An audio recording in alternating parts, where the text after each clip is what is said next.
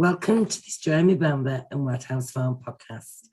I am Yvonne Hartley, co-admin and forensic liaison manager of the Jeremy Bamber Innocence campaign. Today, I am delighted to be joined by a successful author and leading criminologist, Dr Sandra Lean, who specialises in miscarriages of justice. Sandra is pivotal and has been for many years in the campaign for the freedom of Luke Mitchell, who was convicted in January 2005 at the age of just 16 for the murder of his girlfriend, Jodi Jones, in Dalkeith, Scotland, on the 30th of June 2003. Both Jodi and Luke, her boyfriend, were just 14 at the time, and Luke maintains his innocence. So welcome, Sandra. It's lovely to have you here. Thank you so much for having me. It's a real pleasure to be here. Oh, thank you so much. I wonder if you could please give us a little bit more background to Luke's case. Yeah, Luke and Jodi were boyfriend and girlfriend. She was supposed to come and meet him on the night of June 30th and didn't show. So Luke went out thinking he'd been stood up, typical 14-year-old, went out with a couple of his mates, came home about 9:30. And later that evening, about 20 to 11, he gets a text from Jodi's mum because Jodi's phone was broken, saying, right, up the road, you've missed your curfew. You know, you're grounded. Yeah. That kicked off the whole thing. Jodi had been missing from sometime around about 5 o'clock that evening, and nobody had known she was missing. Oh, goodness. So Luke set off along a path that Jodi would have used to get to his house. Yeah. He had his dog on the lead. By now it was dark. So he's got his torch and he's got his dog. And the plan had been that he would go up that path, and if he didn't find Jodi, he would go to her mum's house. Grown-ups would then decide what to do next. He had some phone numbers of friends that our mum might not have had. Yeah. Yeah, the sort of thing you would do in those circumstances. Exactly. But 3 members of Jodi's family were waiting for him at the top of the path. So before he got to Jodi's mum's house, suggested a double check. They went back down the path, and Luke had put his dog into tracker mode. Yeah. And the dog suddenly alerted beside this wall. So Luke doubled back a bit, climbed over the wall, found Jodi's naked, mutilated body, called out, I think there's something here. And then another 2 members of the search party individually went over and came back. That was the start. That's how this whole thing kicked off. From the minute the police arrived, they were treating Luke as a suspect. So they didn't, I mean, he's 14 years old. Yeah. And he's just found what must have been an absolutely horrific scene. And the first thought in the police mind isn't to offer him counselling or help or to try and get over that traumatic event. It's to start looking at him with a finger of suspicion. From the minute they arrived, so Luke was the only child in the search party. Right. The other 3 were taken to a car park, and it was Luke that was asked to go back over the wall to show the police where Jodi's body was. 14 years old. That's shocking, isn't it, Sandra? And from there, he was then taken straight to the police station, stripped, put in a paper suit, bodily examined, photos taken, DNA samples, all of that. They stripped him and put him in the paper suit, knowing his mother was on the way, and didn't even wait for her. Oh, that's disgusting. And that was the same night that he'd found her. He must have been absolutely... It was within half an hour of finding her. That's shocking, because he must have been in a complete and utter state of shock. And then for him to do that... Yeah, to this day, he has never had any counselling.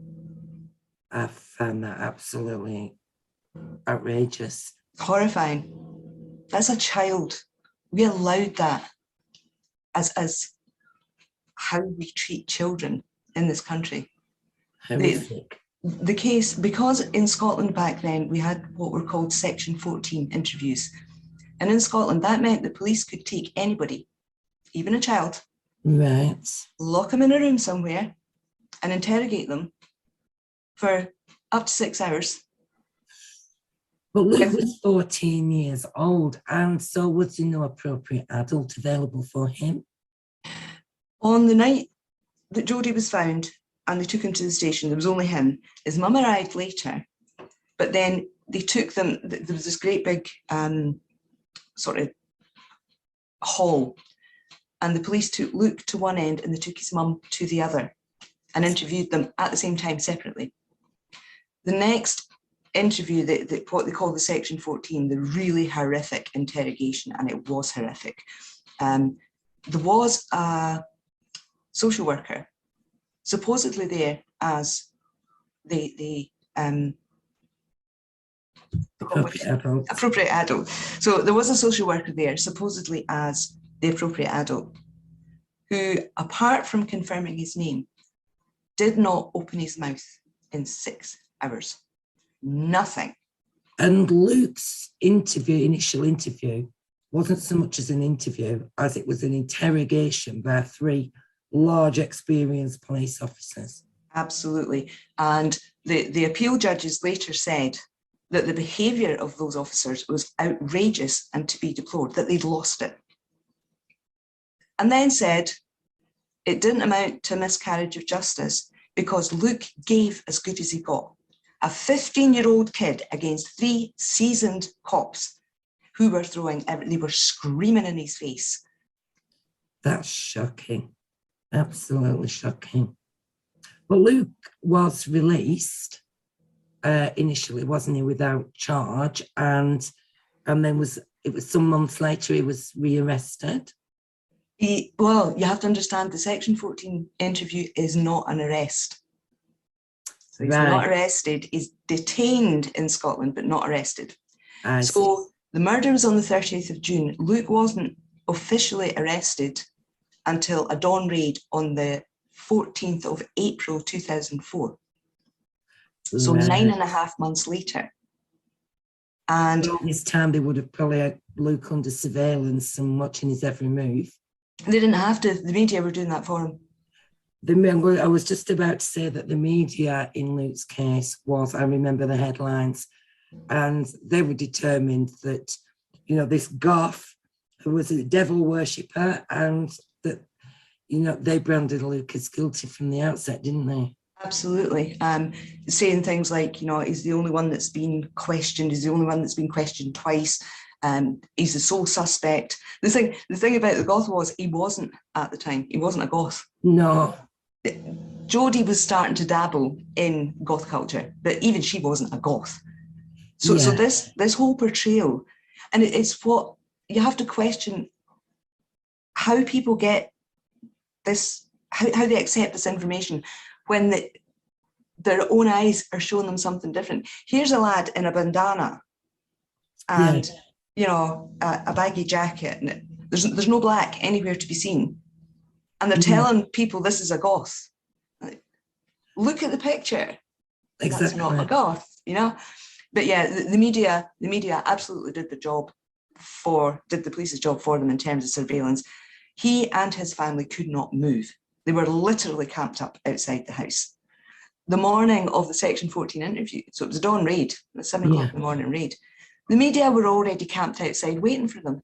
How did they know?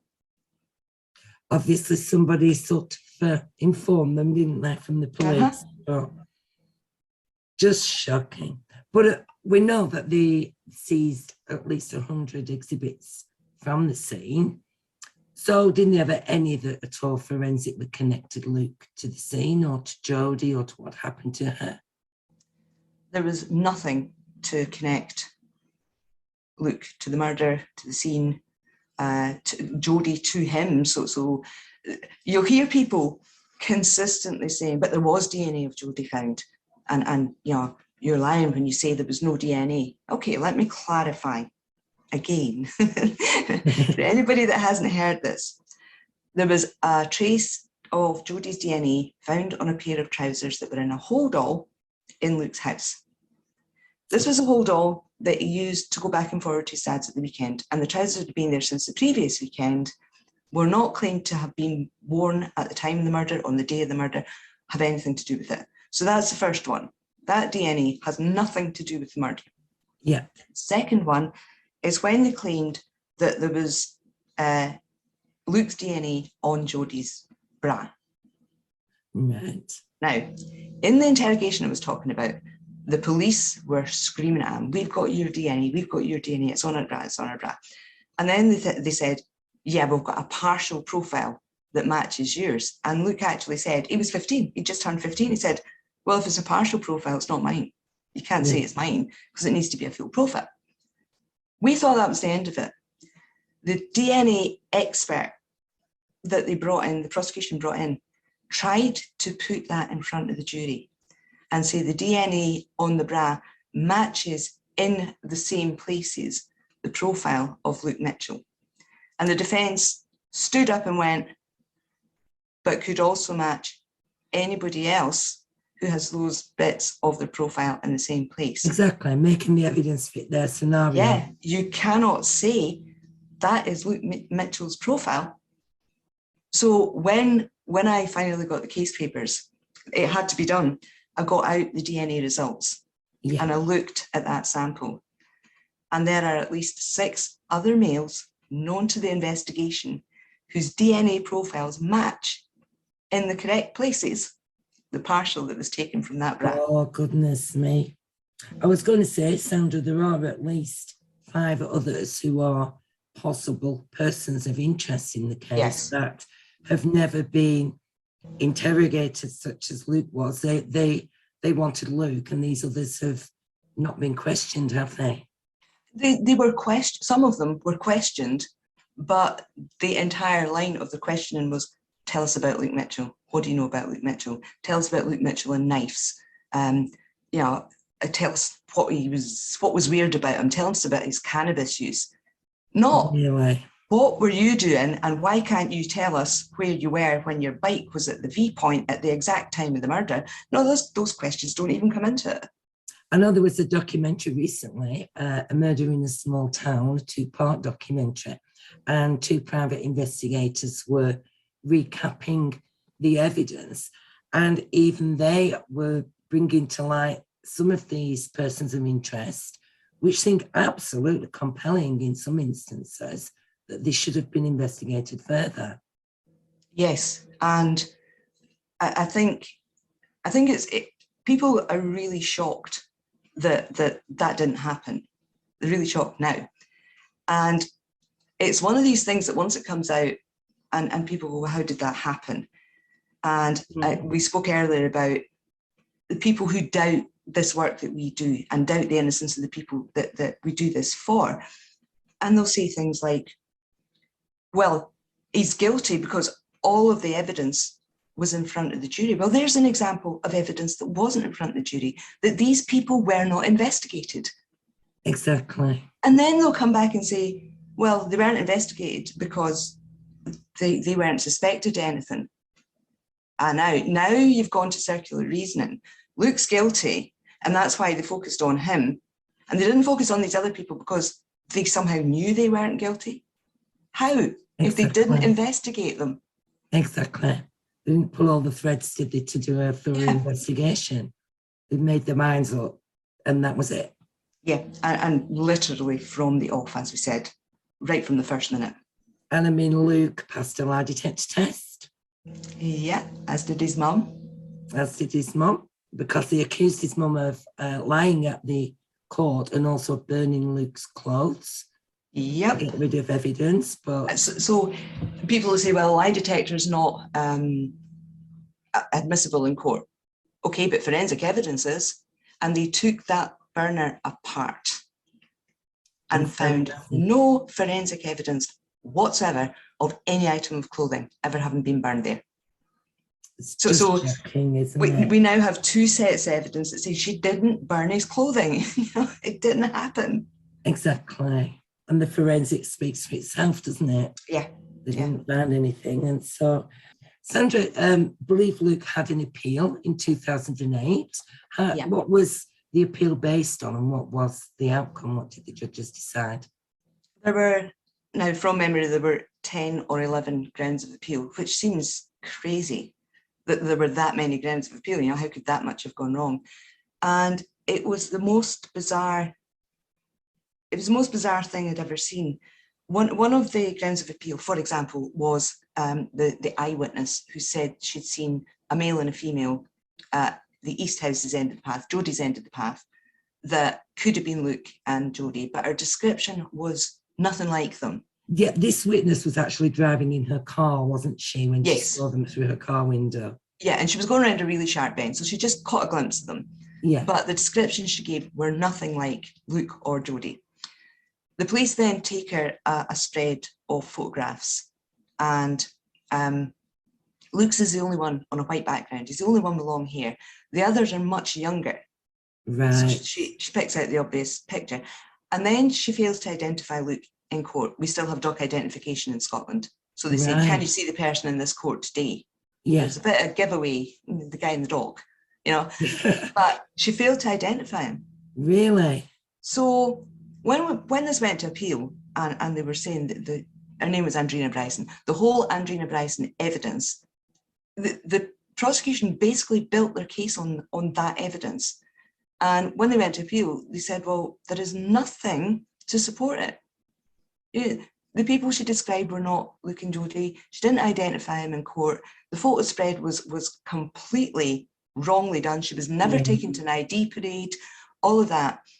And the judges concluded, and I'll get the wording of this precisely, the jury was entitled to infer that the girl could have been Jodi, and upheld the ground of appeal. So basically, the jury were entitled to just, well, there's no evidence. I mean, that's just appalling. Yeah, and then another bit was, so there was DNA. There were two new suspects became known by 2008. Not suspects, persons of interest. So one was somebody who'd left a condom at the scene. It was found in the early hours of the morning, and the DNA was the semen was described as fresh. But they didn't identify this guy till 3 years later. Right. And the other guy was brought forward as a potential person of interest, just because of his behaviour and the fact he had scratches on his face and things like that. So this comes up at appeal, and the prosecution stood up in court and said the DNA was no match whatsoever. Now, to let people understand, it was the Crown who passed the DNA match to the defence, because this guy had been identified he'd been involved in another incident. Been involved through his DNA. Yeah, ran his DNA through the database, and it linked back to the condom. So they were duty bound to tell the defence this. Yeah. And then at appeal, the prosecution guy stands up and says, the DNA was no link whatsoever. How did he ever get away with that? Well, that's just shocking. So that's how the appeal they've got went.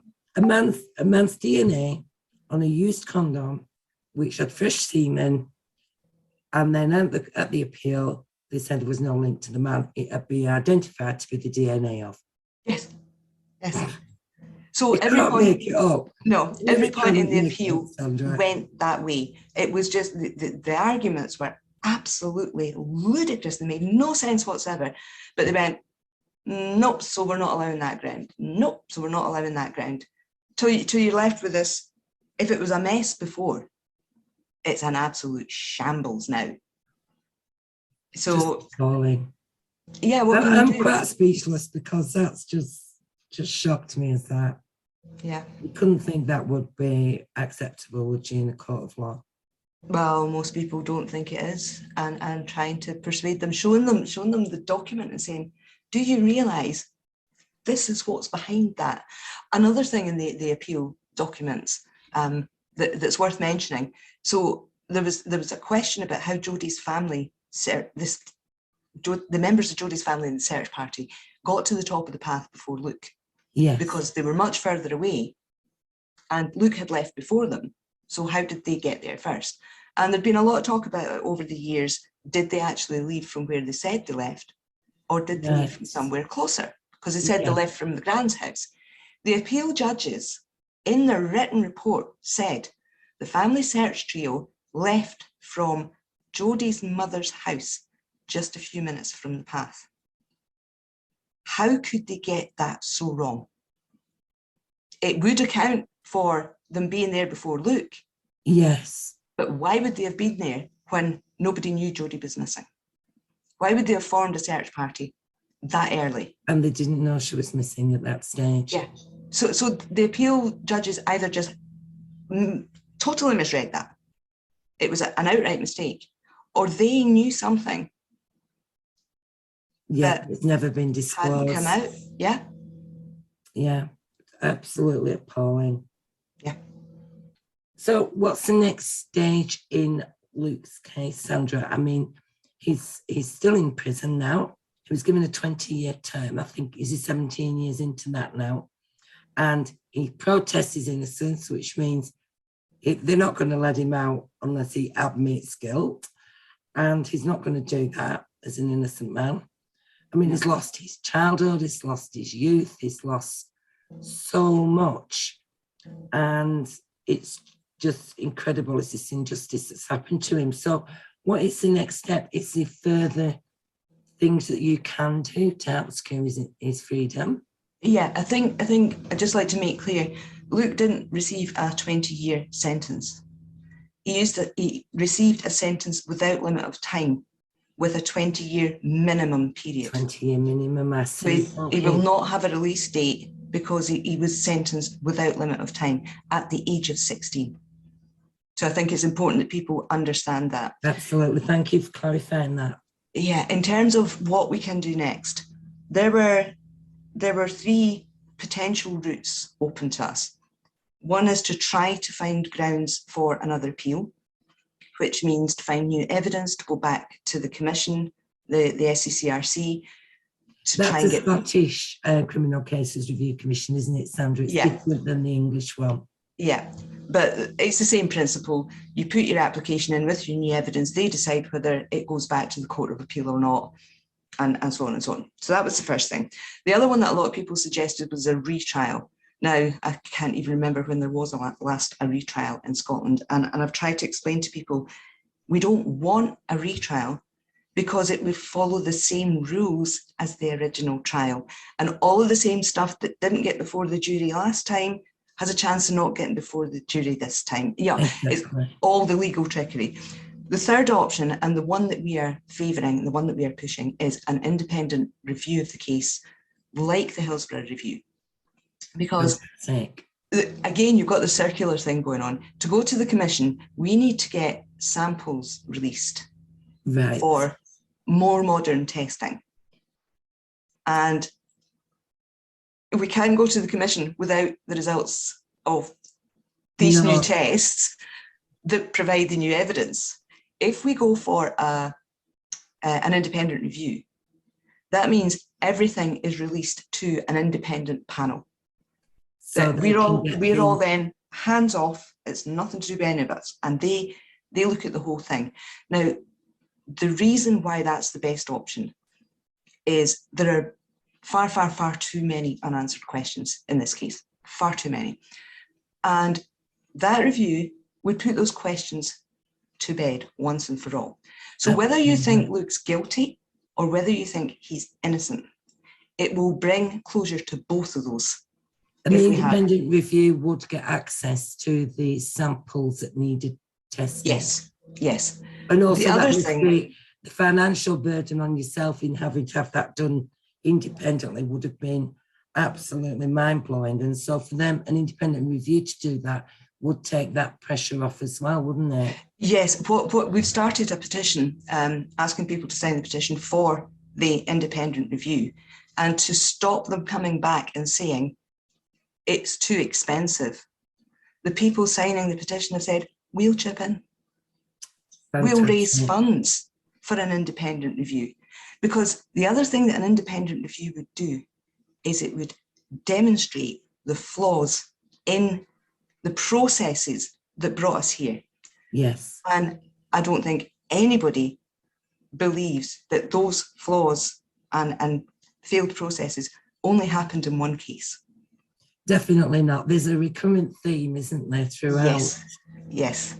I mean, in 2007, when I wrote the first book, I picked out the same things that were happening over 7 different cases.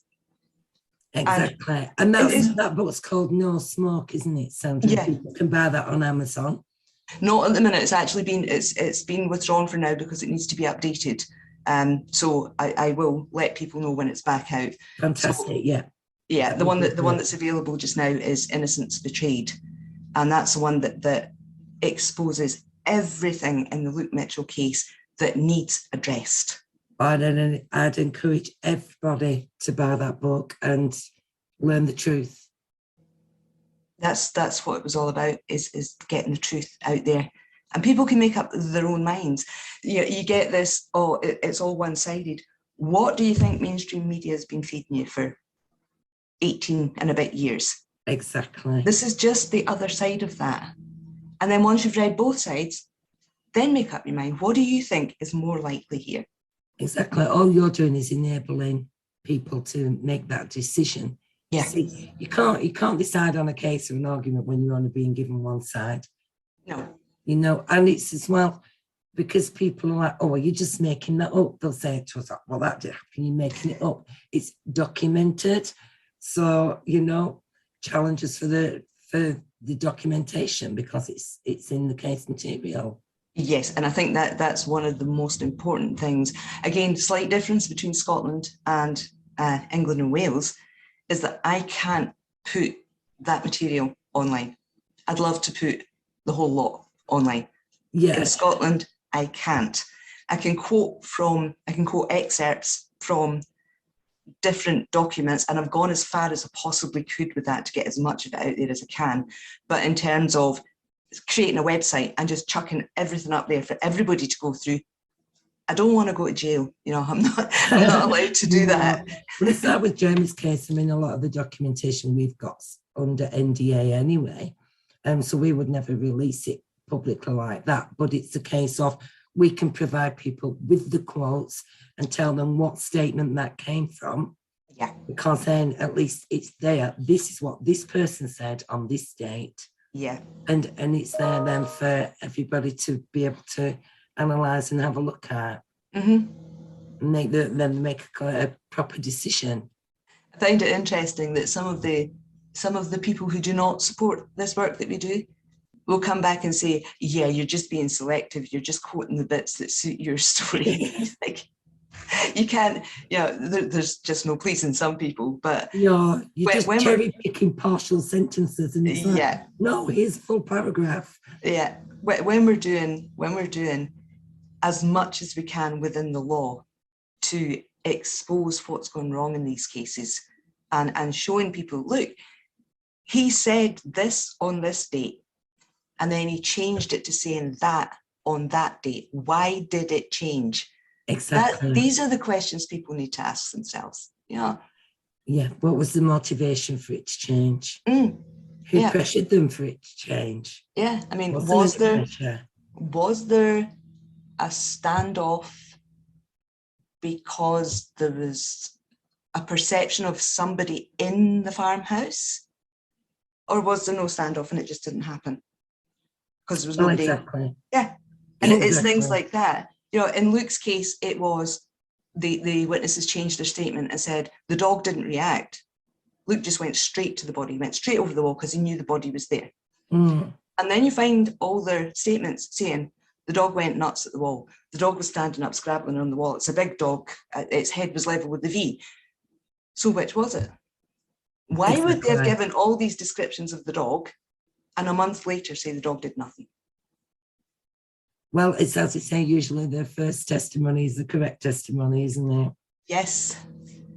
Well, because then there's not been time. Change. Yeah, there's not been time. When they've got their suspect and they want to point the accused with finger, then things begin to change. Yeah, yeah, and it's one of the things that I find really disgusting.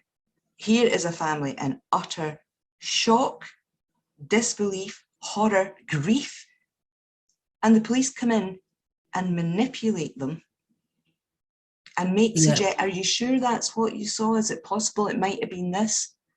These families can't think straight. No, and exactly. they may agree. They may go, well, yeah, maybe. And then a month later, the police come back and say, now you told us blah, blah, blah. Yeah. And they're thinking, did I? What? When did I say that? And what they mean is they agreed to a suggestion. So it is absolutely disgusting that in order to get their conviction of their chosen suspect, the police are willing to manipulate families in such horrific, such horrific circumstances. Yeah. I mean, I just find it's all absolutely appalling. Yeah. Absolutely appalling. And we know ourselves, Sandra, that campaigning can be very expensive, especially when you've got forensic reports that you need to commission. So do you get help with the funding at all? No, we've tried a couple of times to set up GoFundMe accounts to help with the expenses of the case. And they keep taking them down because you're not allowed to fundraise for convicted persons. When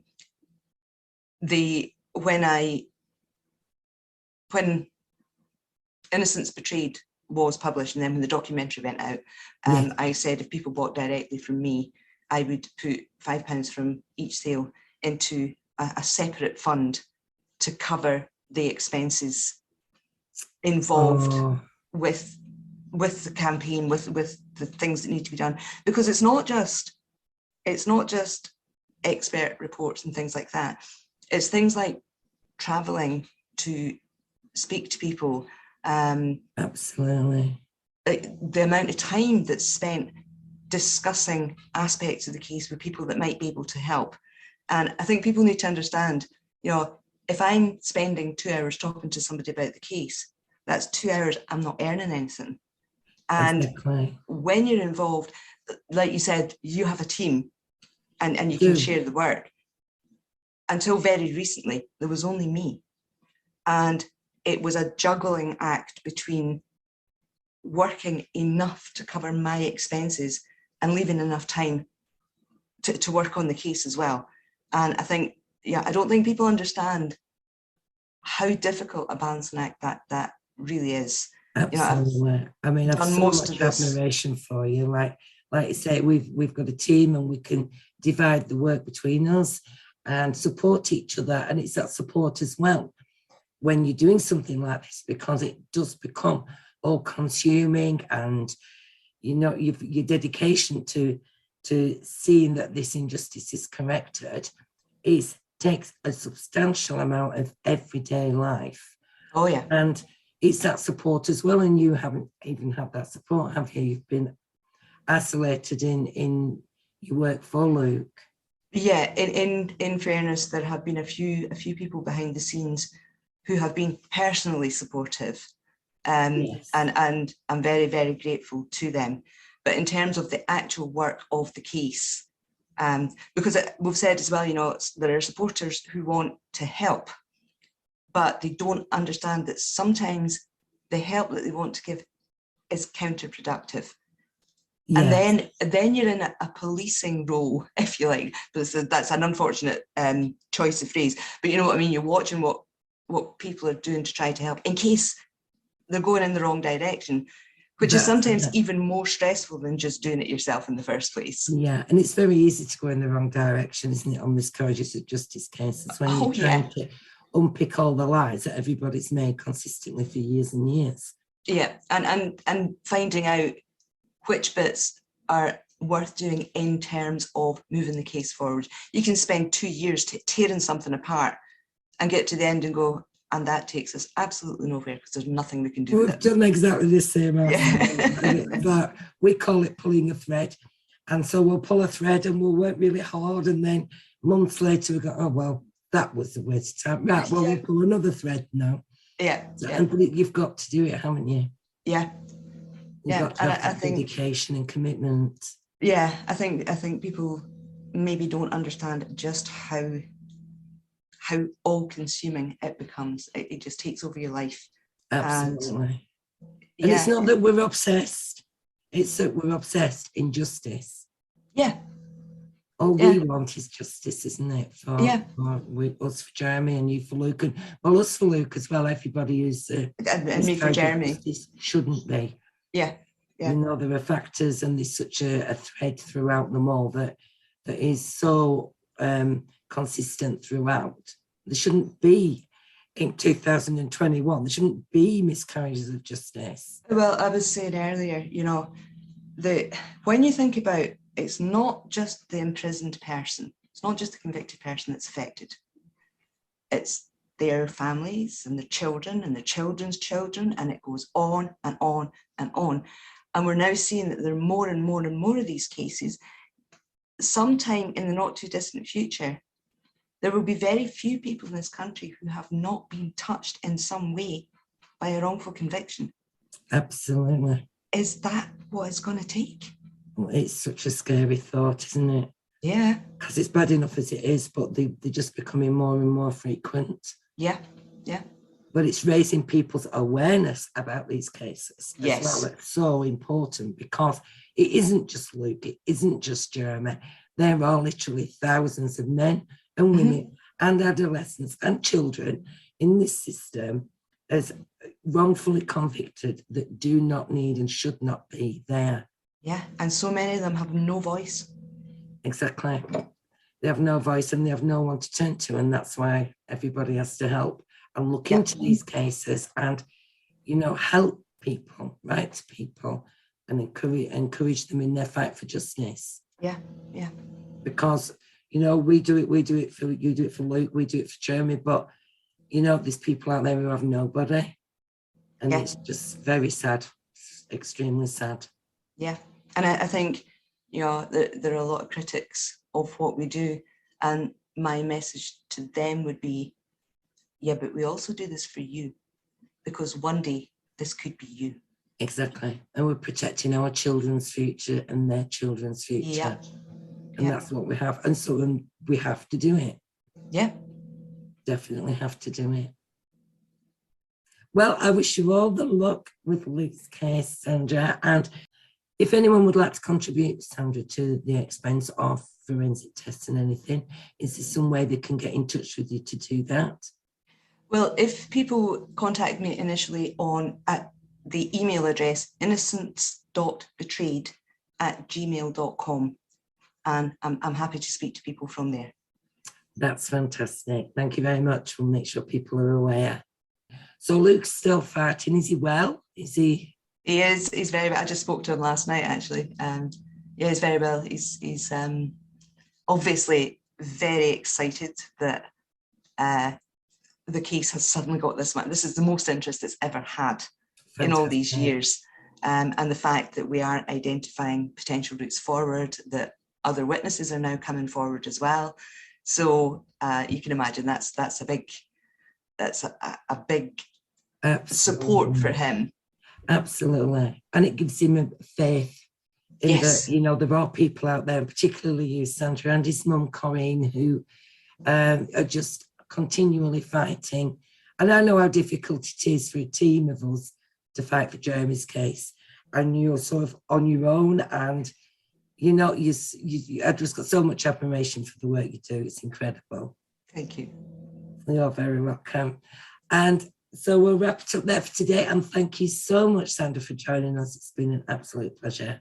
Yeah, and again, thank you just for giving Luke's case this platform for more people to hear and more people to understand what we did as a society to two 14-year-old kids, really, because Jodi's not had justice either. No, exactly. And the perpetrator's still out there. Yeah. So thank you for this opportunity, just to let people know. You are very welcome, Sandra. Please continue the good work. We're all here for you as well. Thank you. Thank you. Bye-bye. Bye. Bye.